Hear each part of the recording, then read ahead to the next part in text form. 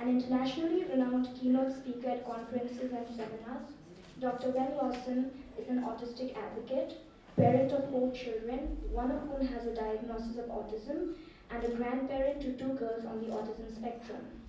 Based in Australia, Dr. Lawson is a psychologist, researcher, and author of several books, including an autobiography. For the past 15 years, Dr. Wenn has been sharing his knowledge, understanding, and experience of the autism spectrum disorder. He has also authored scientific papers and books.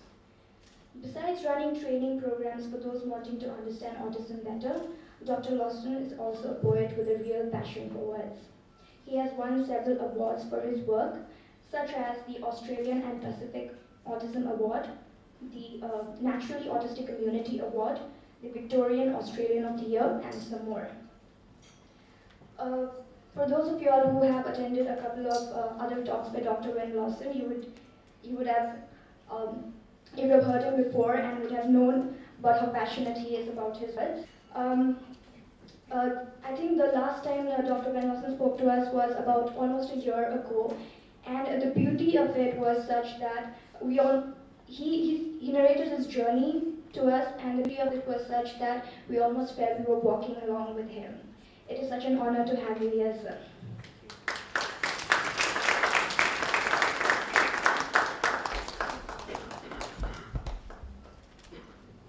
Thank you. It's a bit special to be here as well. This is a talk that is relatively new. I've been exploring why young people on the autism spectrum find it difficult to appreciate when things change, and why we don't generalize very easily the things that we learn. So I started to explore why. I had my 2 granddaughters, our granddaughters, come and stay with us, and we played a game of hide and seek. Do you know this game? Yes. Yeah? And the 6-year-old would stand, I'm hiding. She has autism. And we say, Holly, we can see you. Yes, but I'm hiding. No, hiding is when we can't see you. And so she would go behind the cupboard or something and look for us.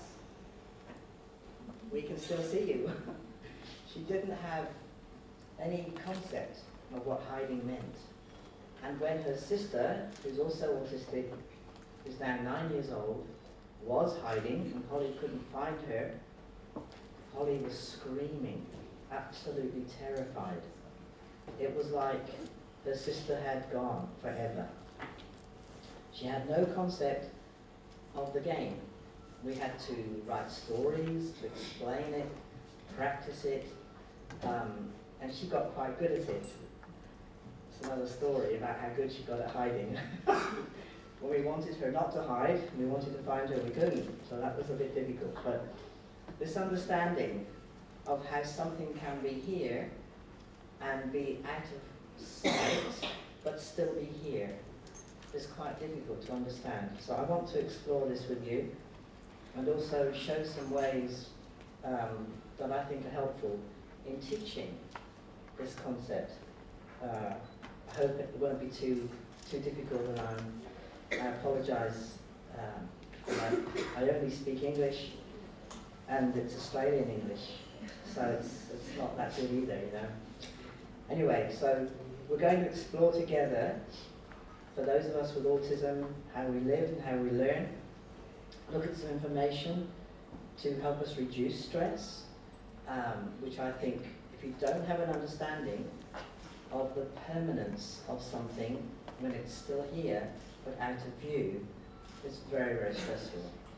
Sometimes I think people who judge us as autistic people, that we don't have an understanding of other.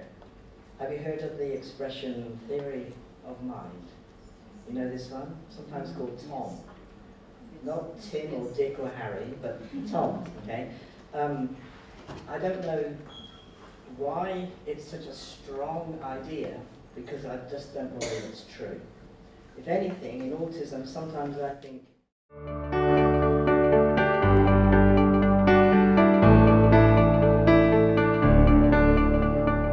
you.